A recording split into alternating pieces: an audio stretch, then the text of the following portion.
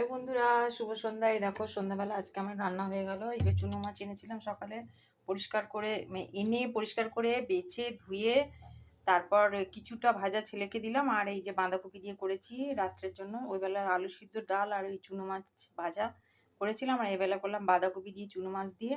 আর এটা করলাম চুনো মাছের ঝাল করলাম, সর্ষে বাটা জলটা দিয়েছি, সর্ষেটা ছিবড়েটা ফেলে দিয়েছি।